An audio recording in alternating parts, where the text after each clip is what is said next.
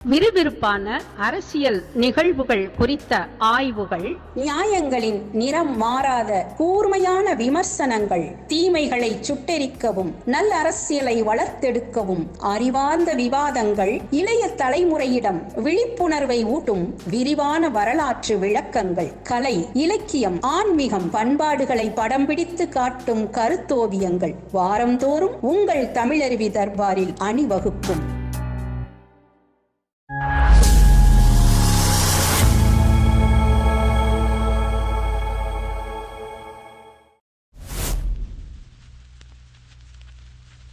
தமிழருவி தர்பார் நேயர்கள் அனைவருக்கும் வணக்கம். நான் நடந்து வந்த பாதை நிகழ்ச்சிக்காக ஐயா தமிழருவி மணியன் அவர்கள் நமது அரங்கத்தில் இணைந்திருக்கிறார்கள். முதலில் ஐயா அவர்களை வணங்கி மகிழ்வோம். ஐயா வணக்கங்க. ஐயா வணக்கம் குமரையா.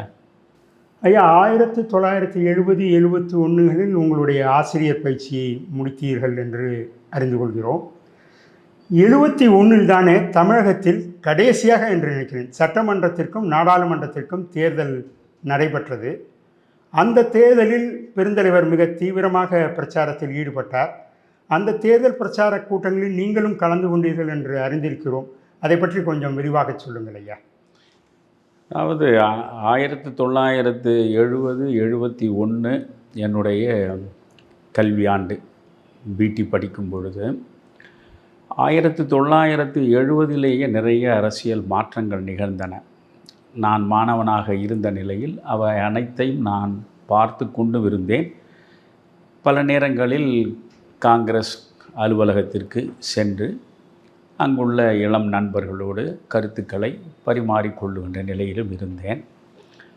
1969 காங்கிரஸ் இரண்டாக பிளவுபட்டதை பற்றி சென்ற பதிவில் நான் உங்களுக்கு சொன்னேன். அதற்கு பிறகு மத்தியில் இந்திரா காந்திக்கு தனிப்பெரும்பான்மை இல்லாமல் போய்விட்டது. அது ஒரு சிறுபான்மை அரசாக இருந்தது. ஒரு பக்கம் திராவிட முன்னேற்றக் கழகமும் இன்னொரு பக்கம் இந்திய கம்யூனிஸ்டும் கொடுத்த ஆதரவை வைத்து கொண்டுதான் இந்திரா காந்தியால் ஆட்சி நடத்த முடிந்தது. அப்பொழுது வங்கதேச போர் வந்த சூழல், வங்கத்தில் ஒரு மகத்தான வெற்றியை பெற்று கிழக்கு பாகிஸ்தானை வங்கதேசமாகவே அறிவிக்கக்கூடிய அளவுக்கு ஒரு அடித்தளத்தை அமைத்து கொடுத்தது இந்திய இராணுவம். எனவே அதனுடைய பெருமை முழுவதும் இந்திரா காந்திக்கு வந்து சேர்ந்தது. இந்தியா முழுவதும் இந்திரா காந்தியின் மீது ஒரு மிகப்பெரிய பூஜா மனோபாவத்தோடு மக்கள் பார்க்க தொடங்கிய நேரம் அது. அப்பொழுது அவர் மிக முக்கியமாக 2 சீர்திருத்தங்களை செய்து இந்த காங்கிரசினுடைய மூத்த தலைவர்களின் செல்வாக்கை முறியடிக்க வேண்டும் என்று திட்டமிடுகிறார். காமராஜர் தொடங்கி மொரார்ஜி தேசாய் வரையில் இவர்களுடைய முகவரியையே இல்லாமல் ஆக்கிவிட வேண்டும் என்று நினைக்கிறார். அதனால் அவர் என்ன செய்கிறார், முதலில் நாட்டுடைமையாக்குகிறார் வங்கிகள் அனைத்தையும். ஏறக்குறைய 14 வங்கிகள் நாட்டுடைமையாக்கப்படுகின்றன. எனவே தனியாரிடமிருந்து வங்கிகள் தேச உடைமையாக்கப்படுகிறது என்கிற நிலையில் மக்கள் அதை மிக பெரிதாக வரவேற்றார்கள். அதை எதிர்த்து எந்த எதிர்க்கட்சியும் அரசியல் செய்யவும் இயலாமற் போயிற்று. அதற்கு அடுத்து அவர் மன்னர் மானியத்தில் கை வைத்தார். வல்லபாய் பட்டேல் 560க்கும் மேற்பட்ட சமஸ்தானங்களை ஒன்றாக இணைத்ததன் மூலம்தான் நாம் இன்று பார்க்கிற இந்திய தேசம்.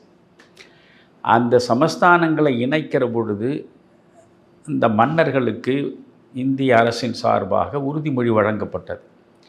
நீங்கள் எங்களோடு இணைந்து விட்டால் உங்களுக்கு சில சிறப்பு சலுகைகள் தொடரும், உங்களுக்கு மத்திய அரசு மானியமும் வழங்கும் என்று சொல்லி அந்த மானியம் அவர்களுக்கு கொடுக்கப்பட்ட நிலையில் இந்திரா காந்தி பார்க்கிறார், மக்களுடைய வரிப்பணத்தில் இந்த மன்னர்களுக்கு விசேஷ சலுகைகள் ஒரு பக்கம், மானியமாக பெருந்தொகை சென்று சேருகிறது மறுபக்கம். இந்த மன்னர் மானியத்தை ஒழித்துவிட வேண்டும் என்று முடிவெடுத்து ஒரு அதிரடி நடவடிக்கையில் ஈடுபடுகிறார்.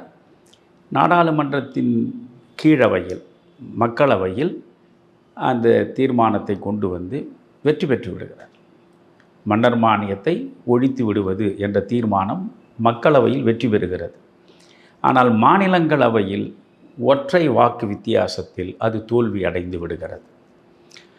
எனவே தோல்வி அடைந்தவுடனே இந்திரா காந்திக்கென்று ஒரு பிடிவாத குணம் உண்டு.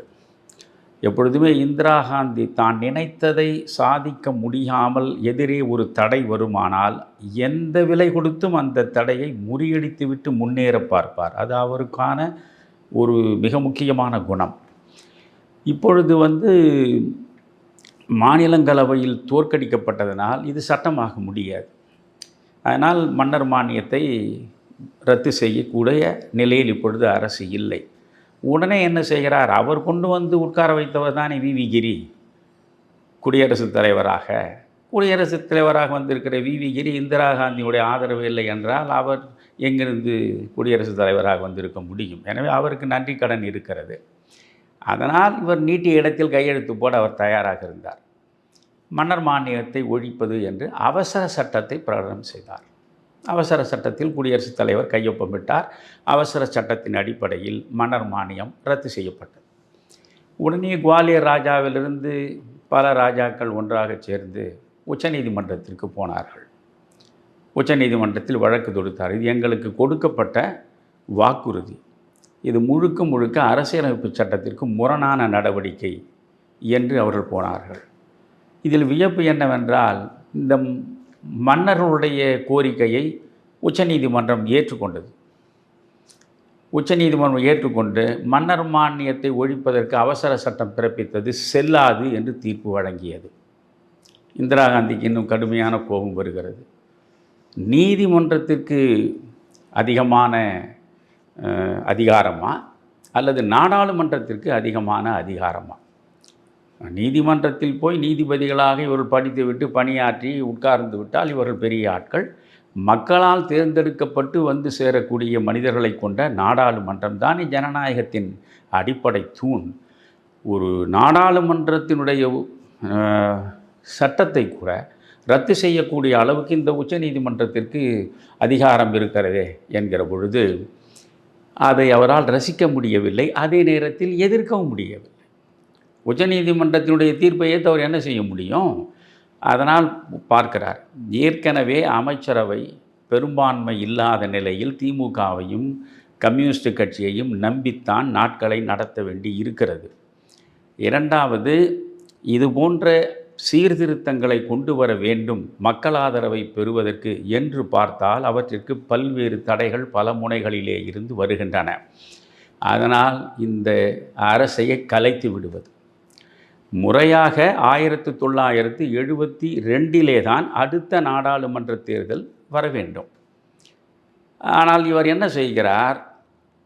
1970 டிசம்பர் 28 மக்களவையை கலைத்து விடுகிறார். மக்களவையை கலைத்துவிட்டு தேர்தலை அறிவித்து விடுகிறார். பெரும்பான்மை இருக்கக்கூடிய நிலையில் ஒரு அரசு அந்த ஆட்சியை கலைப்பதற்கு உரிமை உண்டு. இவர்களுக்கு தான் திமுகவும் இந்திய கம்யூனிஸ்டும் ஆதரவாக இருக்கிற போது அது பெரும்பான்மை அரசு தானே. அதனால் ஒரு மக்களவையை கலைத்து விடுகிறார். இப்பொழுது 1971 மார்ச் மாதத்தில் நாடாளுமன்ற தேர்தல் என்கிற சூழல் வருகிறது. உடனே சாணக்கியர் கலைஞர் கருணாநிதி பார்த்தார். 1969 அண்ணா அவர்கள் கண்மூடிய பிறகு இவர் முதல்வரானார். இந்த 2 ஆண்டு காலத்திலேயே இந்த ஆட்சி சகலவிதமான ஊழல்களையும் செய்ய தொடங்கி மக்களிடையே இந்த ஆட்சிக்கு எதிரான கருத்து வலுப்பெற தொடங்கியது. பெருந்தலைவர் காமராஜர் அவர்கள் தமிழகம் முழுவதும் கடுமையாக சூறாவளி சுற்றுப்பயணம் செய்தார். அவருடைய நோக்கம் 67 இழந்த ஆட்சியை அடுத்த சட்டமன்ற தேர்தலில் மீட்டு நாம் கைப்பற்ற வேண்டும் என்று அவர் நினைத்து கடுமையாக முயன்று பார்க்கிறார். ஊழல் குற்றச்சாட்டுகளை ஒவ்வொன்றாக மக்களிடம் கொண்டு போய் இந்த அரசுக்கு எதிராக அவர் வைக்கிறார். காமராஜர் செல்லுகிற இடமெல்லாம் ஏராளமான மக்கள் கூட்டத்தின் நடுவிலே தான் காமராஜரை காண முடிகிறது. அந்த சூழலில் கருணாநிதி பார்க்கிறார், நாம் 72 வரையில் காத்திருந்தால் காமராஜருடைய கை ஓங்கிவிடும். காமராஜர் தமிழகம் முழுவதும் திரும்ப சென்று நம்முடைய ஆட்சிக்கு எதிரான விமர்சனங்களை வைத்து ஒரு வலுவான நிலைப்பாட்டில் நின்றுவிடக்கூடாது, அவருக்கு உரிய நேரத்தை தந்துவிடக்கூடாது என்று நினைக்கிற கலைஞர் இந்திரா காந்தி நாடாளுமன்ற தேர்தலை கொண்டு வருகிற பொழுது அவர் ஒரு ஆண்டுக்கு முன்பே கலைத்து விடுகிறார். இவருக்கு 72 வரைக்கும் இவர் ஆட்சியில் இருக்கலாம். புரிகிறதா? 67 தானே ஆட்சியை கைப்பற்றினார்கள். 72 வரையில் இருக்கலாம். இவரும் உடனே என்ன செய்தார்? தன்னுடைய திராவிட முன்னேற்ற கழக முன்னணி தலைவர்கள் எல்லாம் கலந்து ஆலோசித்து உடனடியாக இவருடைய ஆட்சியையும் கலைத்து விடுகிறார். ஆக ஒரு ஆண்டுக்கு முன்பே நாடாளுமன்றமும் கலைக்கப்படுகிறது, தமிழ்நாட்டில் சட்டமன்றமும் கலைக்கப்படுகிறது. இந்த நிலையில் இந்திரா காந்தியை டெல்லிக்கு சென்று கருணாநிதி பார்க்கிறார். பார்த்து 2 பேரும் கூட்டணி அமைத்துக் கொள்வது என்று முடிவெடுக்கிறார். நான் தான் ஏற்கனவே சொன்னேன், கலைஞருக்கு ஒரே நோக்கம் காமராஜரை எழவிடாமல் அவரை மொத்தமாக முடித்து விடுவது என்பது தான். அதற்காக அவர் இந்திரா காங்கிரஸோடு கூட்டணி என்று போகிறார். 1967 இது திராவிட முன்னேற்றக் கழகம் ஆட்சிக்கு வருவதற்கு முக்கியமான காரணிகளில் ஒன்று ராஜாஜி கொடுத்த ஆதரவு. ராஜாஜி பிறகு பார்க்கிறார், இது போகிற போக்கு சரியில்லை. ஏனென்றால் அவருக்கு என்னவென்றால், நாம் அண்ணாவுக்கு பக்கத்திலே இருந்து இந்த ஆட்சியை உருவாக்கி கொடுத்ததனால் அண்ணா நம்முடைய வழிகாட்டுதலில் அரசை நடத்துவார் என்று ராஜாஜி எதிர்பார்க்கிறார். ஆனால் அவர் ராஜாஜியின் ஆதரவை பெற்று ஆட்சி நாற்காலில் அமர்ந்த அடுத்த கணமே அவர் பெரியாரை நோக்கி புறப்பட்டு விட்டார். திருச்சிக்கு போய் இந்த அரசே உங்களுக்கு காணிக்கை என்று அண்ணா பெரியாரின் காலடியில் வைத்துவிட்ட பிறகு அது ராஜாஜியால் சகிக்க முடியவில்லை. உடனே அவர் என்ன சொல்கிறார்? திமுகவுக்கும் சுதந்திரா கட்சிக்கும் இருந்த தேன் நிலவு முடிந்து விட்டது என்றார். அண்ணா எப்பொழுதுமே மிகவும் மென்மையாக நாசூக்காக பிரச்சனைகளை கையாள்வதில் வல்லவர். தேன் நிலவு முடிந்து விட்டது என்று ராஜாஜி சொல்கிறாரே, திமுகவுக்கும் சுதந்திரா கட்சிக்கும் கூட்டணி இப்பொழுது முடிந்து விட்டதா என்று பத்திரிகையாளர்கள் கேட்கிற பொழுது, இல்லை, ராஜாஜி சரியாகத்தான் சொல்லியிருக்கிறார். எவ்வளவு காலம் தேனிலவு நீடிப்பது? தேனிலவு முடிந்து விட்டது, இப்பொழுது குடும்பம் நடத்த தொடங்கி விட்டோம் என்றார். ஆயிற்றா? ஆனாலும் இந்த கசப்பு வளர்ந்த நிலையில் ராஜாஜி மெல்ல மெல்ல திமுகவை விட்டு விலகுகிறார். அதிலும் கலைஞர் வந்த பிறகு முழுவதுமாக அவர் திமுகவினுடைய நடவடிக்கைகளை ஏற்றுக்கொள்ளவில்லை. காரணம், ராஜாஜி ஆட்சியில் இருக்கிற பொழுதெல்லாம் மிக தெளிவாக வைத்தது ஒரு இலக்குவன் கோடு. கட்சிக்கும் ஆட்சிக்கும் இடையில் ஒரு இலக்குவன் கோடு இருக்க வேண்டும். எந்த கட்சிக்காரனும் மறந்தும் செயின்ட் ஜார்ஜ் கோட்டைக்குள்ளே நடமாடக்கூடாது. கட்சி வேறு ஆட்சி வேறு என்று பிரித்து பார்த்தே பழக்கப்பட்ட ராஜாஜியால் இங்கே கட்சியும் ஆட்சியும் இரண்டர கலந்துவிட்ட நிலையில் செயின்ட் ஜார்ஜ் கோட்டையின் எந்த பக்கம் திரும்பினாலும் கரைவேட்டிதான் என்ற ஒரு சூழல் கனியத் தொடங்கிய நிலையில் அதை அவரால் பொறுத்து கொள்ள முடியவில்லை. எனவே அவர் என்ன நினைக்கிறார்? இனி நாம் ஒரு தவறு செய்து விட்டோம், தவறை திருத்தி கொள்ள வேண்டும். அதற்காக தேசபக்தன் தான் காமராஜர், நானும் தேசபக்தன், அவரும் தேசபக்தர். நானும் சிறையில் இருந்தேன், அவரும் சிறையில் இருந்தார். 2 பேரும் ஒன்றாகத்தான் காங்கிரஸை வளர்த்தோம். நமக்குள் சில கருத்து முரண்பாடுகள் இருந்தன. இப்பொழுது அந்த கருத்து முரண்பாடுகளை வைத்துக்கொண்டு இந்த திராவிட முன்னேற்றக் கழகம் குளிர்காய இனி விடக்கூடாது என்று முடிவெடுத்தார். உடனே ராஜாஜியும் காமராஜரும் சந்திக்கிறார்கள். இவையெல்லாம் நான் மாணவனாக படித்து கொண்டிருக்கிற போது நடந்து இருக்கிற நிகழ்ச்சிகள்.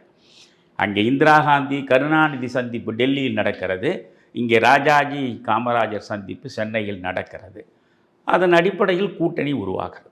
இப்பொழுது திமுக, அதனோடு சேர்ந்து இந்திரா காங்கிரஸ், அதற்கு பிறகு கம்யூனிஸ்ட் கட்சி, பிறகு பிரஜா சோஷலிஸ்ட் கட்சி, அதுக்கு பிறகு இந்திய யூனியன் முஸ்லீம் லீக், பிறகு ஃபார்வர்ட் பிளாக் என்று ஒரு வலிமையான கூட்டணி திராவிட முன்னேற்றக் கழகத்தின் சார்பாக உருவாக்கப்படுகிறது. அந்த கூட்டணிக்கு எதிராக காமராஜருடைய ஸ்தாபன காங்கிரஸும் நம்முடைய ராஜாஜியுடைய சுதந்திரா கட்சியும், இவைதான் 2 கட்சி கூட்டணி. சொல்லப்போனால் இன்னும் இவர்கள் சேர்த்தால் உழைப்பாளர் கட்சி இவர்களோடு சேர்ந்திருந்தார்கள். அந்த பக்கம் பிரஜா சோஷலிஸ்ட் பார்ட்டி இருந்தால் இந்த பக்கம் Samyukta socialist party. Socialist party 2ஆக உடைந்திருந்தது. ஒரு பகுதி திமுக கூட்டணியில், ஒரு பகுதி இங்கே காமராஜர் பக்கம் என்று இருந்தது. அதற்கு பிறகு இது என்ன ஆயிற்று? சட்டசபை நாடாளுமன்றம் 2க்குமான தேர்தல் அது. உடனே அப்பொழுது சி. சுப்பிரமணியமும் பக்தவச்சலமும் கூட்டணி பேசுவதற்கு செல்கிறார்கள். இவற்றையெல்லாம் இப்பொழுது உள்ள நம்முடைய விஜய் கேட்டு இதன் மூலம் கூட பாடத்தை பெறலாம். சி. சுப்பிரமணியமும் பக்தவச்சலமும் கலைஞரோடு போய் கூட்டணி பேசி சீட்டுகளை வாங்குவது திமுகவிடம் எவ்வளவு சிரமமான பணி என்பதை நானே 1989 நேரிடையாக ஜனதா கட்சியின் பொதுச் செயலாளராக இருந்து அந்த பேச்சுவார்த்தையில் பங்கேற்று முரசொலிமாறன், ஆற்காடு வீராசாமி, புலவர் கோவிந்தன் இவர்களுக்கு இடையே அந்த அனுபவம் எல்லாம் அது பிறகு நான் சொல்கிறேன். எனவே சி. சுப்பிரமணியமும் பக்தவச்சலமும் போய் பேசி இவர்கள் என்ன செய்தார்கள்? எங்களுக்கு 80 இடங்கள் கொடுக்க வேண்டும். ஆளே கிடையாது இந்திரா காங்கிரஸில். இப்பொழுது மட்டும் என்ன காங்கிரஸ் என்ற பெயரில் தமிழ்நாட்டில் மிகப்பெரிய வலிமையான சக்தியாக இருக்கிறார்களா? ஆனாலும் கூட இப்பொழுது 65 கோடி 70 கோடி என்று கேட்கவில்லையா? எப்பொழுதும் அப்படித்தான். எனவே 80 இடங்கள் எங்களுக்கு நீங்கள் சட்டமன்றத்தில் கொடுக்க வேண்டும். கலைஞரிடம் அவர்கள் வைத்த கோரிக்கை. பாண்டிச்சேரியோடு 40 தொகுதிகள், அதில் 20 தொகுதிகள் எங்களுக்கு கொடுக்க வேண்டும் என்றார். கருணாநிதி என்ன சாதாரண ஆளா? உடனே அவர் என்ன சொன்னார்? உங்களுக்கு 10 இடங்களை கொடுக்குறேன். இங்கே உண்மையாக காங்கிரஸ் என்றால் காமராஜரிடம்தான் இருக்கிறது, உங்களிடம் ஆட்கள் யாரும் கிடையாது. ஆனால் இந்திரா காந்தியோடு நீங்கள் இருக்கிறீர்கள். நான் இந்திரா காந்தியோடு கூட்டணி வைத்திருக்கிறேன். உங்களுக்கு 10 இடங்கள் கொடுக்கிறேன். அதிகபட்சம் நீங்கள் என்னிடம் எதிர்பார்த்தால் 15 தொகுதிகள் வரை தருவேன், அதற்கு மேல் தரமாட்டேன். சட்டமன்றத்துக்கு 15 தொகுதி தான் அதிகபட்சம், நாடாளுமன்றத்துக்கு 5 தொகுதிகளுக்கு மேல் கொடுக்க முடியாது. இதனால் கடுமையான கோபம் சி. சுப்பிரமணியத்துக்கும் பக்தவச்சலத்துக்கும் வருகிறது. அவர்கள் பேச்சுவார்த்தையை விட்டு வெளியே வருகிறார். வந்த சிஎஸ் என்ன செய்கிறார்? உடனே காங்கிரஸ் சார்பாக வேட்பாளர் பட்டியலையே வெளியிடுகிறார். கூட்டணி முறிந்து விட்டது, காங்கிரஸ் தனியாக களத்தில் நிற்கும் என்று சொல்லிவிட்டார். இந்திரா காந்தி பதறுகிறார். இப்போது இந்திரா காந்தி தன்னை நிலைநிறுத்திக் கொள்வதற்காகத்தான் இந்த 71 ஓராண்டுக்கு முன்பே தேர்தலை கொண்டு வருகிறார். அந்த நிலையில் அவருக்கு ஒரு நாடாளுமன்ற தொகுதியும் முக்கியம். அவருக்கு சட்டமன்றத்தை பற்றி கவலையே கிடையாது. அதனால் அவர் என்ன செய்கிறார்?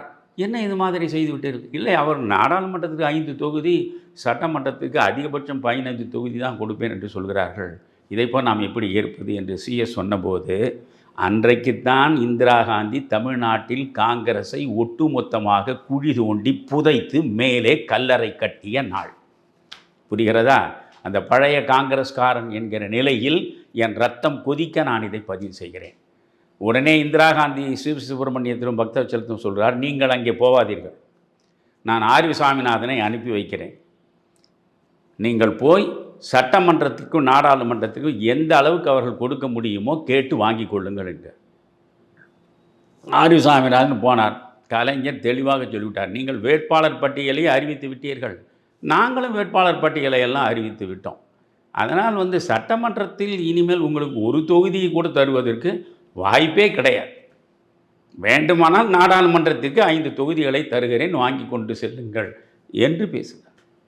அதாவது கலைஞரிடம் ஒரு குணாம்சம் உண்டு, கெஞ்சினால் மிஞ்சுவார், மிஞ்சினால் கெஞ்சுவார். அவருடைய முழு அரசியலையும் பார்த்தால் இந்த 2 வரியில் அடக்கி விடலாம். எனவே இப்பொழுது இந்திரா காந்திக்கு இவருடைய ஆதரவு தேவை, புரிகிறதா? அதனால் இவர் மிஞ்சுகிறார். உடனே இந்திரா காந்தி பார்த்தார், அவர் கெஞ்சுகிறார். அவர் டெல்லியிலே இருந்து கலைஞருக்கு தொலைபேசியில் தொடர்பு கொண்டு, ஒன்றுமில்லை, நீங்கள் சட்டமன்றத்திற்கு வேட்பாளர்களை அறிவித்து விட்டதாக சொல்கிறீர்கள், பரவாயில்லை, எங்களுக்கு சட்டமன்றத்திற்கு ஒரு தொகுதியை நீங்கள் தராமல் போனாலும் சரி, ஆனால் இந்த 5 நாடாளுமன்ற தொகுதிகளை ஒரு 10ஆகவாவது மாற்றி கொடுங்கள். பாண்டிச்சேரியில் 1, இங்கே 9, 9+1, 10 தொகுதியை வாங்கி கொண்டு ஒப்பந்தத்தில் கையெழுத்து போட்டார் ஆர்வி சாமிநாதன். ஒரு கட்சி, அகில இந்திய அளவில் இருக்கக்கூடிய கட்சி, நாடாளுகிற கட்சி, அந்த கட்சியினுடைய தமிழ்நாட்டு கிளை சட்டமன்ற தேர்தலில் ஒரு தொகுதியை கூட பெறாமல் தாரை வார்த்து விட்டு 10 தொகுதிகளில் நாடாளுமன்ற தேர்தல் நின்றது.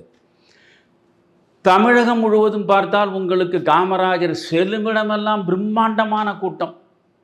இப்பொழுது விஜய் சென்ற ஒரு 4-5 இடங்களில் அப்படியே கூட்டம் அலை மோதியது, மக்கள் திரளாக நிற்கிறார்கள். கரூர் சம்பவம் எல்லாமே பார்க்கிற பொழுது அவருக்கு இருக்கிற ஆதரவு என்பது எவ்வளவு பெரிதானது. இது அப்படியே வாக்குகளாக மாறும் என்று இப்பொழுது சொல்லவில்லையா? அன்றைக்கு காமராஜர் திரும்பிய திசையெல்லாம் மக்கள் வெள்ளம்தான். மெரினா கடற்கரையில் இப்பொழுதும் நான் சொல்கிறேன், என் கண் முன்னாலேயே நிழலாடுகிறது. நான் எல்லாம் நேரடியாக பார்க்கிறேன். மெரினா கடற்கரையில் சுதந்திரா கட்சி, ராஜாஜி, நம்முடைய காங்கிரஸ், ஸ்தாபன காங்கிரஸ், காமராஜர் 2 பேரும் சேர்ந்த தேர்தல் பரப்புரைக்கான மேடை அது மெரினாவில். லட்சக்கணக்கான மக்கள், நீங்கள் ஒரு மணலை பார்க்க முடியாது குனிந்து, அந்த மாதிரியான மக்கள் வெள்ளம். ஏனென்றால் காமராஜரும் ராஜாஜியும் மிகப்பெரிய எதிரிகள். அவர்கள் ஒன்றாக இணைந்து காட்சி தருகிறார்கள். அந்த தரிசனத்திற்காக லட்சக்கணக்கான மக்கள் கூடினார். அதில் ராஜாஜி காமராஜருக்கு வெற்றி திலகம் விட்டார். புரிகிறதா? பிறகு தேர்தல் வருகிறது. தேர்தல் வருகிற பொழுது எந்த பக்கம் பார்த்தாலும் எல்லா பத்திரிகைகளும், அப்பொழுது பெரிய அளவுக்கு இந்த மாதிரியான ஊடகங்கள்லாம் கிடையாது, பத்திரிகைகளை விட்டால் வேறு வழி கிடையாது, எல்லா பத்திரிகைகளும் அலை வீசுகிறது. ஸ்தாபன காங்கிரசும் சுதந்திரா கட்சி கூட்டணியும் வெற்றியை நோக்கி வீறு நடை போடுகின்றன. காங்கிரஸ் ஆட்சியை மீண்டும் கைப்பற்றும், காமராஜர் கோட்டையில் போய் இருப்பார் என்றெல்லாம் இவர்கள் எழுத தொடங்கிவிட்டார்.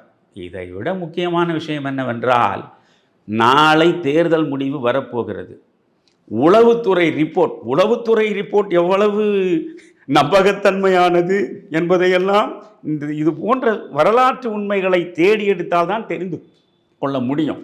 உளவுத்துறை ரிப்போர்ட்டை என்னன்னா, திமுக மூட்டை கட்டி கொண்டு போக வேண்டியது தான், காமராஜர் ஆட்சியை நோக்கி வருகிறார் என்றதும் அன்றைக்கு ஐஜியாக, இப்பொழுது டிஜிபியெல்லாம் இருக்குது, அப்போல்லாம் டிஜிபியெல்லாம் கிடையாது, ஐஜி மகாதேவனும் தலைமை செயலாளர் ராயப்பாவும் திருமலைப்பிள்ளை வீதிக்கு சென்று காமராஜரை நேரடியாக சந்தித்து அவருக்கு பூச்செண்டு கொடுத்து நாளை கோட்டையில் சந்திக்கலாம்.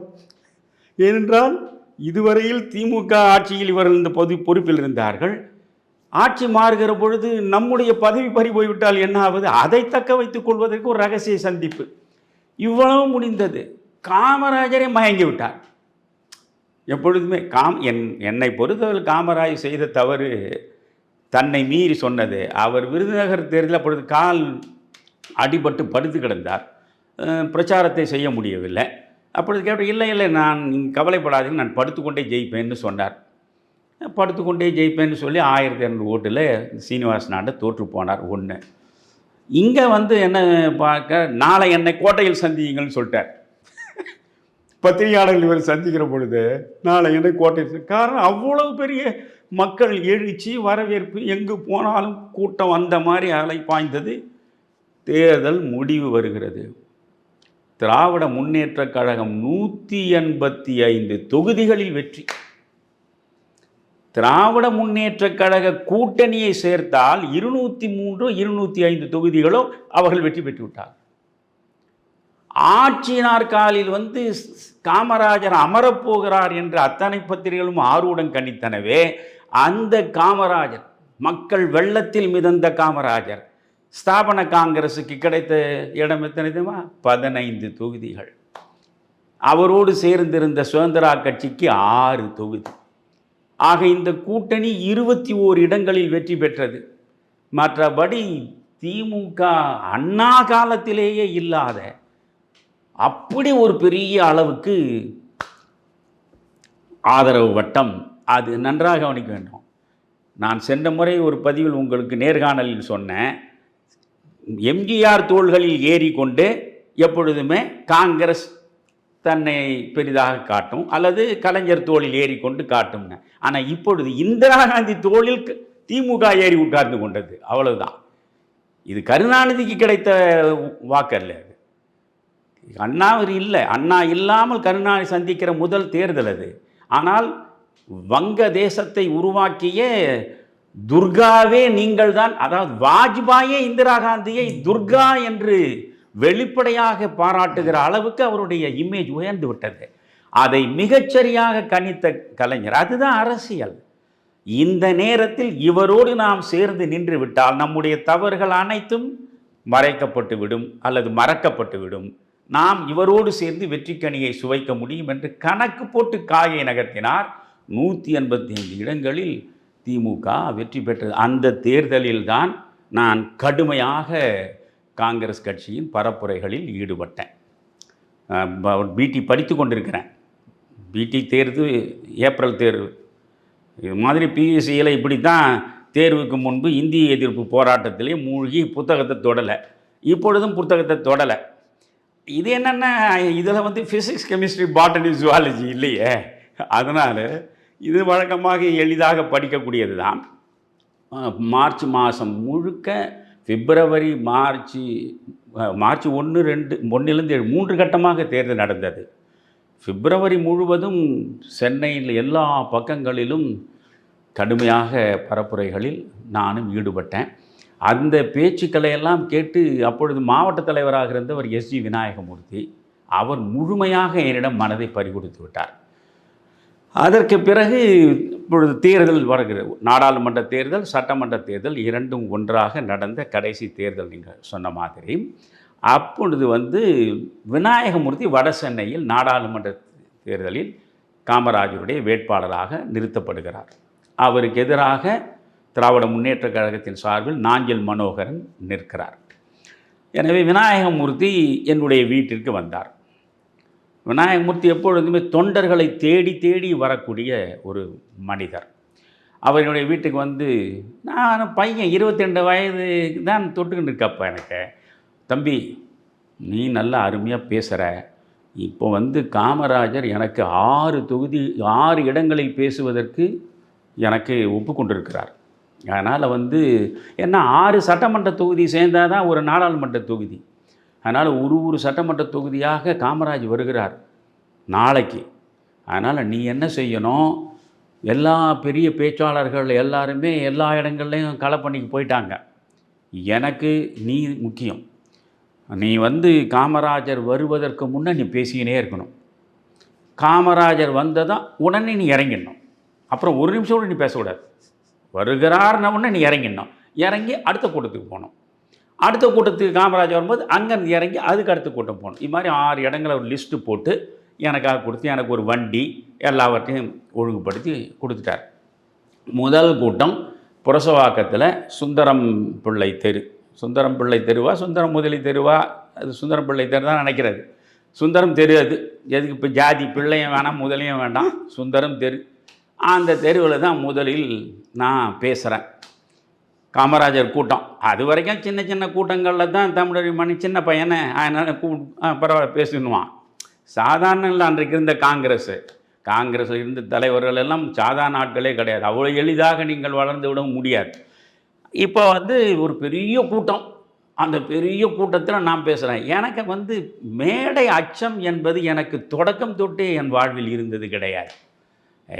எப்பொழுதுமே நான் ரொம்ப எளிதாக எல்லாவற்றையுமே பாவித்து பழக்கப்பட்டவன். அதனால் அந்த பெருங்கூட்டத்தில் நான் பாட்டுக்கு திமுகவுக்கு எதிராக விமர்சன கணைகளை வீசிக்கினே இருக்கேன். காமராஜ் வருகிறார், அங்கேருந்து சத்தம் கேட்குது. சத்தம் கேட்ட உடனே இங்கே இருக்க மொத்த பேரும் காமராஜரோடு தான் விநாயகமூர்த்தியும் வருவார் கூட வேட்பாளர். உடனே நம்ம இங்கே இருக்கோம், தலைவர் வரார், முன்னாடி நீங்கள் போகிறேன் அங்கே போ. அடுத்த கூட்டம் வியாசர்பாடியில். உடனே நான் என்ன பண்ணேன், சரிட்டு காமராஜ் வருகிறார், நான் இறங்கிட்டேன். எதிரெதிர கூட நான் சந்திச்சிக்கல. நான் பாட்டுக்கு இறங்கி அந்த கூட்டத்து நெரிசலில் வெளியே அந்த காரை நிறுத்தி வச்சானே ஏறி வியாசர்பாடி வந்துட்டேன். வியாசர்பாடியில் நான் பேசுகிறேன். சரியான கூட்டம். எப்போ பார்த்தாலும் மழை வந்ததுன்னா அந்த பிரிட்ஜுக்கு கீழே ஒரு வாகனம் கூட போக முடியாத அளவுக்கு தண்ணி தேங்கும். பார்த்திங்கன்னா அந்த வியாசர்பாடியிலேருந்து இந்த புளியந்தோப்புக்கு வர ரோடு, அந்த பாலத்துக்கு இந்த பக்கம் மேடை. எந்த பக்கம் பார்த்தாலும் ஆண்களும் பெண்களுமாக அப்படி ஒரு பிரம்மாண்டமான கூட்டம். அந்த கூட்டத்தில் நான் போய் நிற்கிறேன். என்ன உடனே பேச சொல்கிறாங்க. உடனே நான் பேச ஆரம்பிச்சிட்டேன். பேசும்பொழுது காமராஜர் வந்துட்டார்.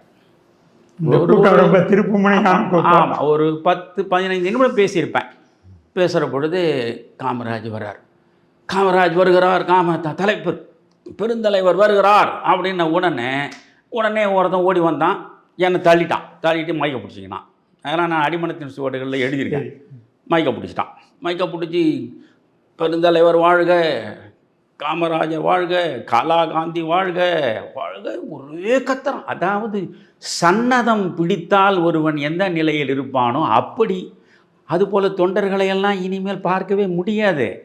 அவன் தன் கை காசை செலவழித்து தன்னுடைய உடல் உழைப்பை கொடுத்து தன் வியர்வையை சிந்தி எதையுமே எதிர்பார்க்காமல் பொது வாழ்க்கை என்றால் எப்படிப்பட்டது என்பதை அன்றைக்கு என் கண் முன்னால் நான் பார்த்தேன். அந்த மாதிரி தொண்டர்களை இனி நீங்கள் பார்க்கவே முடியாது. ஜனதா கட்சி வரையிலும் அந்த தொண்டர்களை நான் பார்த்துருக்கேன். அதில் தானே உங்களையும் நான் பார்த்தேன். அப்போ இவன் கத்துறான். அந்த நேரத்திலேயே காமராஜருக்கு கொஞ்சம் சர்க்கரை சுகர் பேஷண்ட்டாக இருந்தார். கொஞ்சம் யாராவது கால் மேலே மிதிச்சிட்டான்னா உயிரை போகிற மாதிரி ஒரு வலிக்கும். ஓங்கி ஒரு அரை அப்படி முதுகில் விட்டார்னா அவ்வளவுதான். அதனால் அவர் மேலே யாரும் படாதபடி பிடிச்சின்னு வரானுங்க. அவர் மேடை ஏறும்போதே தளர்ந்து ஏறி தான் வந்து உட்கார்றாரு. நான் நின்று இருக்கேன். என்னை இவனுங்க போகணும்னு சொல்லலை. நான் நின்று இருக்கேன். இவன் கத்திக்கினே இருக்கான். இப்படி மைக்கை பிடிச்சின்னு இருக்கான். கத்திக்கினே இருக்கான். இவர் வந்து உட்கார்ந்தார். நான் வரும்போது நீ தானே பேசினேன் அப்படின்னு என்னை கேட்டார். ஆமாய்யா. சரி நீ பேசுனார். மைக்கை கொடுத்தாரு தானேயா. கிருக்கா மைக்கை கொடு. அவன் ரொம்ப சாதாரணமாக சொன்னார். அவனுக்கு காதிலே போல காமராஜ் வாழ்க, காமராஜ் வாழ்க, தென்னாட்டு காந்தி வாழ்க, அது இது அவன் பாட்டு கத்துறான். இப்படி ஒரு பொறுமையை பறிப்பு. மைக்கை கொடுன்னா என்ன பண்ணுற நீனு? ஓங்கி முதுகில் ஒரே அறை. அது இந்த சோஃபா கம் பெட்டு மாதிரி இருக்கும். அதில் தான் உட்காந்துருக்காரு. பிரித்தா அது பெட்டு, இப்படி நேட்டினா சோஃபாவாக இருக்கும்ல, அதில் தான் உட்கார வச்சு ஒரு முதுகில் விட்டார் ஒரு அறை. இந்த மைக்கோடு கேடு போய் விழுந்தான். நான் அது பக்கத்தில் நிற்கிறேன். எனக்கே என்னடா மனுஷன் இவ்வளோ மிருகத்தனமாக நடந்துக்கிறார் இந்த மனுஷன். ரொம்ப சங்கடமாக போச்சு எனக்கு. உடனே மைக்கை தந்து மேலே வச்சானுங்க. இவன் அந்த காட்சியை நான் சாகிற வரைக்கும் மறக்க முடியாது. முறையா இந்த எஜமானாண்ட அடிப்பட்ட நாய் அப்படியே வாழை குழைச்சிக்கின்னு அப்படியே பார்க்க பாருங்க. நீ போய் என்ன அடிச்சிட்டியே, உன் மேலே எனக்கு எவ்வளவு அன்பு, எவ்வளவு விசுவாசம், என்னை போய் நீ அடிச்சிட்டியே அப்படின்னு வாயிருந்தால் நாய் பேசும் இல்லையா? அதை அந்த கண்ணில் பேசுது நாய். அப்படி தான் இவன் பேசுகிறான். இப்படியே பார்க்குறான், கீழே பார்க்குறான். காமராஜருக்கு மனசு உருகிட்டார். உருகிட்டு இவனும் பேச்சே இல்லை, நானும் பேசலை, எல்லாமே நின்று இருக்கோம். ஏய் கிருக்கா இங்கே வா அப்படின்னு கூப்பிட்டாரு. வந்தான். படுக்கொடுக்கணும்னு மேலே வந்தான். வந்த உடனே அவனை பக்கத்தில் பிடிச்சி அவன் முதுகில் தட்டி கொடுத்து, முதல்ல முதுகில் எந்த அடியோ கொடுத்து தள்ளாரோ அந்த முதுகில் தடவி கொடுத்து, நானும் ஒன்று பார்த்தேன். நான் தூரத்துலேருந்து வரும்போது கேட்டுனே வரேன். அவன் நல்லா பேசினது தான், அது கேட்டுனே வந்தேன். அதுக்கப்புறம் நீ கத்த ஆரம்பித்த. சரி கத்து. நீ என்ன பண்ணோம்? காந்தி வாழ்கன்னு சொன்னோம், காங்கிரஸ் வாழ்கன்னு சொன்னோம். அது என்ன திரும்ப திரும்ப காமராஜ் வாழ்க, காமராஜ் வாழ்க, காமராஜ் வாழ்கன்னு என் பேர் மட்டும் எதுக்காக சொன்ன நீ? அதனால தான் எனக்கு கோபம் வந்தது. உடனே அடி ஒன்றையும் இல்லையா அப்படின்னு ஒரு தடவை. அவ்வளோதான். அவன் தெய்வ கடாட்சத்தையே அடைஞ்சிட்டான். பிறகு என்ன பண்ணால் அவனை பக்கத்தில் உட்கார வச்சிட்டார். அவன் பக்கத்துலேயே கீழே உட்காந்தான். காமராஜர் பார்த்தாவே பெருசு. காமராஜர் அழைச்சி அரவணைச்சி பக்கத்துலேயும் உட்காரிச்சார். எல்லாம் ஒரு சமநிலைக்கு வந்துருச்சு கூட்டம். இப்போ நான் புறப்படலாம், ஏன்னா அடுத்த கூட்டத்தை நான் போனோம். காமராஜ் வந்துட்டாரேன் சொல்கிறான். நீ இன்னும் கொஞ்ச நேரம் பேசுன்னு, நல்லா பேசுகிற, இன்னும் கொஞ்ச நேரம் பேசுன்னு நான் பேச ஆரம்பித்தோம். நமக்கு உடனே நாராய் நாராய் செங்கால் நாராய் பழம்படு பனையின் கிழங்கு பிளந்தன்ன பவள கூர்வாய் செங்கால் நாராய் நீயும் மனையும் தென் திசை குமரியாடி வடதிசைக்கு ஏகுவீராயின் எம்மூர் சத்திமுற்ற வாவியுள் தங்கி நனை சுவர் கனை குரல் பல்லி பாடு பார்த்திருக்கும் எம் மனைவியை கண்டு கையது கொண்டு மெய்யது பொத்தி காலது கொண்டு மேலது தழி பேழையுள் கிடக்கும் பாம்பென உயிர்க்கும் ஏழையாளனை கண்டனம் எனுமேனு பாடனானடா வறுமையில் வாடின சத்திமுத்த புலவன். அவன் தாண்டா தமிழை வளர்த்தவன். நீங்கள்லாம் தமிழை வச்சு வளர்ந்தவனுங்க. தமிழை வளர்த்தவன்லாம் வறுமையில் வாடி வதங்கனா, தமிழால் வளர்ந்த நீங்கள் அத்தனை பேர் இந்த தமிழ் சமூகத்தையே சுரண்டுறீங்க. இந்த மாதிரி பேச அவர் ஆறு பார்த்தார். பார்த்த உடனே நான் அதுக்கு மேலே அதிக பிரசங்கித்தனம் பண்ணக்கூடாது இல்லையா? அதனால் நான் உடனே ஒரு 10 நிமிடம் நம்ம வித்தையெல்லாம் காட்டிட்டு எனக்கு தெரியும் இந்த பேச்சு வந்து அவரை ஒரு வழியாக ஆக்கும் அப்படின்னு. அப்படி முடித்தேன், திரும்பினேன். எழுந்து நின்று அவர் தான் ஆஜானுபாவாக இருப்பார். எழுந்து நின்று அப்படியே என்னை கையை பிடிச்சி இழுத்துன்னு வந்து மைக்கு கிட்ட வந்து, கேட்டீங்க என்ன, இதுக்கு மேலே ஏதாவது பேசணுமா என்ன? தமிழ் அருவியா இல்லை கொட்டனா? தமிழ் அருவி இவன், தமிழ் அருவி அப்படின்னு ஒரு 3-4 முறை சொன்னார். அதுதான் எனக்கு கிடைச்ச ஆஸ்கார் விருதை விட, நோபல் பரிசை விட மிகப்பெரிய ஒரு விருதுன்னு வச்சுங்களேன். அந்த பெரியவர் சூட்டிய பெயர் தான் இன்றைக்கு உங்களை ஆமாம் முதல் உலகம் கொண்டு போய் ஆமாம். அது வரைக்கும் அதுக்கு அடுத்து நான் பிறகு தேர்தலில் இப்படி பரிதாபகரமான தோல்வியே சந்தித்ததும் சரி பரவாயில்லை. ஆனால் நாம் வந்து காமராஜர் இருக்கிற வரைக்கும் காமராஜருடைய அடியொற்றி வாழ்வது தான் நமக்கான வாழ்க்கை. அதனால் நம்முடைய அரசியல் பயணம் ஒரு பக்கம் தொடர்ந்தது. இந்த நிலையில் தேர்வும் எழுதி முடித்தாச்சு. தேர்வு எழுதி முடித்தேன். பிடிஏ வந்து ரிசல்ட்டு இன்னும் வரல. இப்போ என்ன பண்ணுறது ஒன்றும் புரியலை. அடுத்து என்ன பண்ணுறதுன்னு எதுவுமே ஒரு எதிர்காலம் வெளிச்சமாக தெரியல. ஏதோ ஒன்று பிடிஏ வேறு படித்து வச்சுருக்குறோம். அது ரிசல்ட் அப்புறம் வரும். அதுக்கு இடையில் நம்ம என்ன பண்ணுறது? வீட்டில் உட்காந்துன்னு மறுபடியும் சத்திய சோதனையை திரும்ப வாசிக்க தொடங்கினேன். நான் மாநில கல்லூரியில் படிக்கும்போது தான் சத்திய சோதனையை கையில் எடுத்தேன். அதனால் நான் எப்பவும் சொல்வேன், நான் காந்தியை வந்து படித்து அறிந்து கொண்டேன், பெருந்தலைவர் காமராஜரை நேரடியாக பார்த்து அனுபவித்தேன். அதனால் அந்த காந்திய வழியில், காமராஜர் நடந்த பாதையில் நாம் சாகும் வரை பயணிக்க வேண்டும் என்பது தான் எனக்கான வாழ்வினுடைய தாகமும் தவிப்பும் தவமும் அதுதான். அதனால் நான் மறுபடியும் என்ன பண்ணேன், சத்திய சோதனையை படித்தேன். சத்திய சோதனையை படிக்கிறது மட்டுமல்ல, எனக்கு எப்போவுமே என்னை நான் வந்து மனதுக்குள்ளே ரொம்ப தூய்மையாக்கி கொள்ள வேண்டும் அப்படின்னு நினச்சா உடனே பொன்விலங்கு இருக்குது, உடனே குறிஞ்சி மலர் இருக்குது, ஆத்மாவின் ராகம் இருக்குது. அதை எத்தனை முறை படிச்சிருப்பேன் இதுவரையிலன்னு எனக்கே சொல்ல தெரியாது. அதையெல்லாம் மீண்டும் படித்து கொஞ்சம் கழிச்சேன், பார்த்தேன். இதுக்கு இடையில் என்னுடைய தாய்மாமனே இப்போ என்ன ஆயிடுச்சுன்னா, ஒரு நண்பர் கூட அதை கமெண்ட்டில் கேட்டிருக்காரு, என்னையா தாய்மாமன் வந்து எதிர்த்தாருன்னா அது என்னாச்சுன்னு. அவருக்கு எல்லை மீறிய கோபம்.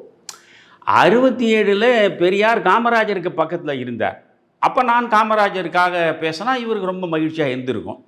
இப்போ தான் இவர் முழுக்க கலைஞருக்கு பக்கத்தில் வந்து பெரியார் நின்றுட்டார். 71 தேர்தலில் முழுக்க கலைஞரோட தானே பெரியார் இருக்கார். இந்த நேரத்தில் நம்ம வந்து படிக்க வச்ச பையன் இவன் நமக்கு எதிராக போய் சிலம்பம் ஆடுறான். இவன் ஒரு இடத்துல போய் இப்போ பேசின்னு இருக்கான். அதுவும் காமராஜர் கூட்டங்களில் பேசினது பரவலாக எல்லாருக்கும் தெரிஞ்சு போச்சு. அது வரைக்கும் ஒளிமறைவாக நான் அப்படி ஓடி ஆடின்னு இருந்தேன், தெரிஞ்சு போச்சு. அதோட என்னை கூப்பிட்டாரு வீட்டில். என்னடா என்ன இந்த காங்கிரஸ் ஒரு கட்சி, அது இவங்க பெரியார் அது கட்சின்னா இவருக்கு அது கட்சி, பெரியாருக்கு அது கட்சி இல்லைன்னா இவருக்கு அது கட்சி இல்லை, அது ஒரு கட்சி. அது காமராஜ் ஒருத்தரை தவிர எவன்டா அங்கே யோகியன்? அந்த ஒரே ஒரு யோகியனை காட்டி அந்த கட்சியை நடத்திட முடியுமா? உனக்கு புத்தி ஏன்டா இப்படி கேட்டு போச்சு? தமிழ் இனம் அது இதுன்னு அப்போ வந்து பேசுறதுக்கு நீ புறப்பட்டினா உன் உயரம் எங்கே போய் நிற்கும்? இயற்கையாக நீ பெரியாரோட நான் இருக்கிற இடத்துல நீ இருந்து திராவிடர் கழகத்தில் நீ இருந்தினா எவ்வளோ பெரிய ஆளாக வரலாம். அட இங்கே வர முடியல உனக்கு. நான் சொல்லுவேன், மாமா பெரியாரை எனக்கு பிடிக்கும், ஆனால் அந்த கடவுள் மறுப்பை எனக்கு பிடிக்காது. அதனால தான் எனக்கு பெரியார்ண்ட வர்றதுக்கு சரி. கடவுள் மறுப்பு ஒன்றே குலம் ஒருவனே தேவன்னு சொல்லியிருக்கார அண்ணா கட்சி திமுக இருக்குல்ல, அதில் போய் நீ சேர வேண்டியது தானே. நீங்கள் அவர் சொன்னபடி நான் வந்து 71 திமுகவில் போய் சேர்ந்து அதுக்கு பிறகு அதுவும் ஒரு 50 வருஷம் ஆகிருக்கும். ரொம்ப சீனியர் மோஸ்ட் லீடர் இன் டிஎம்கேன்னு ஆகிட்டுருப்பேன். என்ன எல்லாம் ஆகிருக்கலாம், எம்எல்ஏ ஆகிருக்கலாம், எம்பி ஆகிருக்கலாம், மந்திரி ஆகிருக்கலாம், அப்புறம் எல்லா தவறும் செய்திருக்கலாம், எல்லா சொத்தும் சேர்த்துருக்கலாம். ஆனால் இன்றைக்கி இருக்கிற இந்த நேர்மையும் தூய்மையும் துலங்க வாழுகிற கம்பீரமான வாழ்க்கையை என்னை அங்கே வாழ விட்டுருக்க மாட்டான், அங்கே என்ன வாழ விட மாட்டான். புரியுதா? நீங்கள் வந்து be a Roman when you are at ரோமன்னா, நீ ரோமில் இருந்தால் ரோமானியனை போல தான் இருக்கணும். நீ திமுகவில் இருந்தால் திமுகவின் சகல விதமான அழுக்குகளில் நீயும் ஒரு அழுக்காக தான் அங்கே இருக்கணும். அதனால் ஆண்டவன் என்னை காப்பாற்றி விட்டான்னு தான் நான் இன்ன வரைக்கும் மகிழ்ச்சியாக இருக்கேன். எனக்கு அதில் ஒரு பிரச்சனையும் இல்லை. அதனால் அவர் என்னிடம் பேசுவதை நிறுத்திட்டார். அதாவது நான் ஏதோ ஒரு மாபெரும் மன்னிக்க முடியாத தவறை செய்துட்டதுனால என்னை திரும்பி அவர் பார்க்க மாட்டார், என்னோட பேசுகிறத நிறுத்திட்டார். பிரச்சனை இல்லை. அவர் பேசலன்னா நான் தான் படித்து முடிச்சுட்டேன். படிக்கிற வரைக்கும் அவருடைய தயவில் தான் போய் நிற்பேன். படித்து முடிச்சாச்சு. சரி, என்ன இருந்தாலும் நம்ம அம்மா கூட பிறந்தவர் ஒரு நாள் பேச தான் போகிறார். முடிஞ்சது. அப்புறமா நான் எப்போ பார்த்தாலும் அவர் வரும்போது போகும்போது நாங்கள்லாம் ஒன்றா தான் இருந்தோம். எங்கள் அம்மா அவங்க குடும்பம்லாம் ஒரு கூட்டு குடும்பமாக இருந்தோம். அவர் சாப்பிட வரும்போது பார்த்தா நான் படிச்சுன்னு இருப்பேன். அப்புறம் அவர் மாலையிலே வர்றதாக பார்த்தா நான் படிச்சுன்னு தான் இருப்பேன். எப்போ பார்த்தாலும் படிச்சுன்னு இருக்கான். அப்போ ஒரு நாள் பார்த்தார், எனக்கு கூப்பிட்டு, ஏடா இது மாதிரி படிச்சுக்கினே உட்காந்துருக்கிய, நாளைக்கு என்ன பண்ண போகிற, உன் எதிர்காலம் என்ன? இல்லை அம்மா தான் பிடி படிச்சிருக்கேன், இந்த தேர்வு முடிவு வந்துடும், வந்த பிறகு எங்கேயாவது ஒரு ஸ்கூலில் பார்க்கணும். ஏன் அது ஒன்று சும்மா தானே இருக்க, டைப்ரைட்டிங் இன்ஸ்டியூட்டில் போய் சேரேன் அப்படின்னார். அப்போல்லாம் வந்து எல்லாருக்கும் ஒரே அடைக்கலம் எதிரான டைப்ரைட்டிங் இன்ஸ்டியூட் தான். எஸ்எஸ்எல்சி முடிச்சிட்டவனே கூட எஸ்எஸ்எல்சி முடிச்சுட்டா நேராக டைப்ரைட்டிங் இன்ஸ்டியூட் போயிடுவான். அப்போ வந்து டைப்பிங்கில் ஹையர் பாஸ் பண்ணிவிட்டு ஷார்ட் ஹேண்டில் ஒரு லோயர் பாஸ் பண்ணால் கூட போதும், ஒரு வேலை நிச்சயமாக உங்களுக்கு கிடைச்சிரும். அதனால் நீங்கள் டைப்ரைட்டிங்கு போ அப்படின்னு. அங்கே வந்து ராகவாச்சாரி தெருவுன்னு இருக்குது. அந்த தெருவில் கிருஷ்ணா இன்ஸ்டிடியூட்னு இருந்தது. அவர் வந்து செக்ரட்டேரியட்டில் வேலை பார்த்துன்னு இருந்தார். அவருடைய மனைவி இந்த இன்ஸ்டியூட்டை நடத்தினதான். அவர் மாலை நேரத்தை அவர் வந்துடுவார். அதில் வந்து அந்த டைப்ரைட்டிங் இன்ஸ்டியூட்டுடைய மேனேஜர், கண்காணிப்பாளராக இருந்தவர் சீனிவாசன். ஒரு அருமையான இளைஞன், ஒரு அற்புதமான இளைஞன். அவ்வளோ அழகாக சொல்லிக் கொடுப்பான் அந்த டைப்பிங் இது எல்லாமே. அந்த இன்ஸ்டியூட் வந்து மிக புகழ்பெற்ற இன்ஸ்டியூட்டு. அங்கே உங்களுக்கு இடம் கிடைக்காது. எந்த நேரமும் இருக்கக்கூடிய டைப்ரைட்டருக்கு முன்னால் பொண்ணுங்களும் பையனுங்களும் தட்டினபடியே தான் இருப்பாங்க. நான் கொஞ்சம் தாமதமாக தான் அங்கே போய் சேர்ந்தாலும் இன்னும் 2 மாதத்துக்குள்ளே வந்து டைப்ரைட்டிங் லோயர் எக்ஸாம் வரப்போகிறது. நீங்கள் வேணும்னா இப்போ அடிச்சுட்டு அடுத்த 3 மாதம் பொறுத்து ஏதோ அடுத்த தேர்வு வரும்போது நீங்கள் அது பண்ணலான்னு. அதெல்லாம் ஒன்றும் இல்லைங்க, 2 மாதம் இருக்குல்ல, நான் அதை அடிச்சிடுவேங்க அப்படின்னு சொல்லிவிட்டு நான் அந்த டைப்ரைட்டிங்கில் போய் அடிக்க ஆரம்பிச்சிட்டேன். மாலையில் நான் வந்து 4 மணிலேருந்து 5 மணி வரைக்கும் நான் தான் வேலை இல்லாத வீட்டில் தான் இருக்கேன். 4 மணிலேருந்து 5 மணிக்கு நான் முதல் ஆளாக போய் அங்கே டைப் அடிப்பேன். அங்கே இருந்த பல டைப்ரைட்டர் மிஷினை பார்த்திங்கன்னா புதுசாக இருக்கும். இது ஒன்று தான் காயலாங்கடை மாதிரி இருக்கும். எனக்கு வந்து லேர்னர் என்பதனால முதல்ல அதில் உட்கார வச்சானுங்க. ஆனால் எனக்கு என்னமோ அந்த டைப்ரைட்டர் ரொம்ப பிடிச்சி போச்சு. நான் சொன்னபடியெல்லாம் அது கேட்கும். அதனால் நான் இதே டைப்ரைட்டரில் தொடர்ந்து அடிக்கிறேன் அப்படின்ட்டு நான் இடம் மாறவே இல்லை. வேறு நல்லா அடிக்க ஆரம்பிக்கும் போது அதே அடிப்பேன். இது நான் 4லேருந்து 5 அடிப்பேன். 5 நான் எழும்போது ஒரு பெண்ணு வந்து அது 5லேருந்து 6 அடிப்பாங்க. நம்ம அடிக்கிறவெல்லாம் அந்த பெண்ணு வந்து காத்துன்னு இருக்கும் வெளிப்பக்கமாக. ஒவ்வொரு வாரமும் டெஸ்ட்டு டைப்பிங் யார் சிறப்பாக அடித்தவங்க. அது வந்து ஒரு ஃபஸ்ட் பேப்பர் செகண்ட் பேப்பர்னு 2 இருக்குது. அது டைப் அடித்தது நீங்கள் டைப் அடிக்க போயிருக்கீங்களா? போயிட்டு விட்டுட்டீங்க. அப்போ அதில் வந்து இதை பார்த்து அடிக்கிறதுக்கு இதை இங்கே மாற்றி போட்டு வச்சுருப்பான், அங்கே திருத்தி வச்சுருப்பான், இங்கே அப்ரிவேஷன் இருக்கும், அந்த அப்ரிவேஷனை எக்ஸ்பேண்ட் பண்ணணும், அதை கரெக்டாக பொருத்தி எல்லாம் அடிக்கிறது. அது ஒரு டெஸ்ட்டெல்லாம் இருக்கும். இது வாரம் நடக்கும். இது வந்து இது வரைக்கும் நான் போன வரைக்கும் இந்த பொண்ணு தான் எப்பொழுதுமே அந்த டைப்ரைட்டிங் இதில் ஃபஸ்ட் கிளாஸில் எந்த தப்பும் இல்லாமல் அடிக்கிற முதல் அந்த லிஸ்ட்டு போட்டிருப்பார். அவர் வெளியே தொங்க விட்ருவான். அதில் முதல் பேர் அந்த பெண்ணு பேர் தான் இருக்கும். இப்போ வந்து நான் போய் அடித்ததை நான் மேலே போயிட்டேன். என் பேர் மேலே வந்துடுச்சு. இப்போ அந்த பொண்ணு பேர் 2வது வந்துடுது. இப்போ தான் நான் உங்களுக்கு ஒரு சுவையான ஆளை அறிமுகப்படுத்த போகிறேன். நான் இது வந்துடுச்சு. அவன் ஒட்டி வச்சுருக்கான், நான் டைப் அடிச்சுன்னே இருக்கேன். ஒருத்தன் வந்து என் பின்னால் வந்து நின்று அப்போது நான் தெய்வசிகாமணி தான் அந்த இதில் அடிக்கிற பொழுது தெய்வசிகாமணி. சார் நீங்கள் தானே தெய்வசிகாமணி? நிமிந்து பார்த்தேன். பட்டை இவ்வளோ பெரிய நெட்டியில் பட்டை அடிச்சிக்கின்னு நடுவில் ஒரு குங்கம் வச்சுக்கின்னு பெரிய பெரிய கோடு கூடாக போட்ட ஒரு சட்டையும் போட்டுக்கினேன் ஒரு வித்தியாசமாக ஒரு நிற்கிறானே திரும்பினேன். என்னங்க கை கொடுங்க முதல்ல, என்ன சொல்லுங்க, முதல்ல கை கொடுங்க. சரி கை கொடுத்தேன். இது வரைக்கும் பார்த்தீங்கன்னா இந்த பொண்ணு தாங்க ஃபஸ்ட்டு வரும் எப்போவுமே லிஸ்ட்டில். இன்றைக்கி தாங்க இந்த பொண்ணை கீழே தள்ளிட்டு நீங்கள் மேலே வந்துருக்கிறீங்க. என்னடா இவன் இதை போய் ஒரு பெரிய விஷயமா சொல்கிறானேன்னு பார்த்தேன். அவர் தான் சீதாராமன். உங்களுடைய 60-65 ஆண்டுகள். ஆமாம், அதாவது 1970, அதில் ஒரு 30, இதில் ஒரு 25, 55 ஆண்டுகள் இணை பிரியாத நண்பன். இந்த உலகத்தில் எனக்காக டேய் நீ வந்து இந்த கிணத்துல விழுந்துடுறான்னு சொல்லுங்கள், நீங்கள் சொல்கிறதுள்ள விழுந்துருவான். அதாவது ஒரு நட்புக்கு இலக்கணம்னு நீங்கள் பார்த்தீங்கன்னா, நண்பர்கள் வாய்க்கலாம், எனக்கு வந்து நல்ல நண்பர்கள் இருக்காங்க, ஆனால் இவனுக்கு இணை சொல்ல இன்னொருவன் கிடையாது. அவனுக்கு வந்து என்னுடைய விருப்பம் தான் அவனுடைய விருப்பம். எனக்கு ஒன்று பிடிச்சா அவனுக்கு அது பிடிக்கும், எனக்கு ஒன்று பிடிக்கலைன்னா அவனுக்கு அது பிடிக்காது. அது வந்து அன்றாடம் அவன் வீடு பெரவல்லூரில் இருந்தது, என் வீடு பேப்பர் மில்ஸ் ரோடில் இருந்தது. இந்த அறிமுகம் ஏற்பட்டதில் இருந்து ஒவ்வொரு நாளும் அங்கேருந்து 5 மணிக்கு நேராக புறப்பட்டு வந்துடுவான். என்னோடவே தான் இரவு 8-8:30 மணி வரலாம் இருப்பான். திருமணமான பிறகும் அப்படி தான் அவன் இருந்தான். இன்றைக்கும் இருக்கான், ஜவஹர் நகரில் இருக்கான். ஒரு எல்லாரும் போனோம். அந்த அவனை நீங்கள் ஒரு 5 நிமிஷம் அவனோட பேசுனீங்கன்னா உங்களுக்கு அப்படியே நீங்கள் 2.5 காலம். அப்படி ஒரு அப்பாவித்தனம், எந்த வஞ்சமும் இல்லாத நெஞ்சம், எந்த கள்ளம் கபடு சூது வாது எதுவுமே இல்லாத ஒரு குழந்தை. அவனை நான் 1970 பார்க்கும்போது எப்படி அந்த குழந்தை மனம் இருந்தான், அப்படியே தான் இன்றைக்கும் அவன் ஒரு 75 வயது ஆன நிலையிலையும் அதே மாதிரி தான் இருக்கான். அது அவனுடைய அறிமுகம் நேர்ந்த இது அதுதான். இப்போ பிறகு பார்த்திங்கன்னா இப்போ நிறைவான இடத்துக்கு வரேன். இப்படி நான் டைப் அடிச்சுனே இருக்கேன். ஒரு நாள் இந்த சீனிவாசனுக்கு என்ன ரொம்ப பிடிக்கும். என்னடா இது ஒரு 2 மாதத்துக்குள்ளே வந்தால் ரொம்ப வித்தின் ஷார்ட் பீரியடு மடமண்ணு அடித்து. அப்போ வந்து சென்னை மாவட்ட முழுவதிலே நான் தான் ஃபஸ்ட்டு வந்தேன். ஃபஸ்ட் கிளாஸில் நம்பர் 1 அதில் வெற்றி பெற்றேன் டைப்பிங்கில்.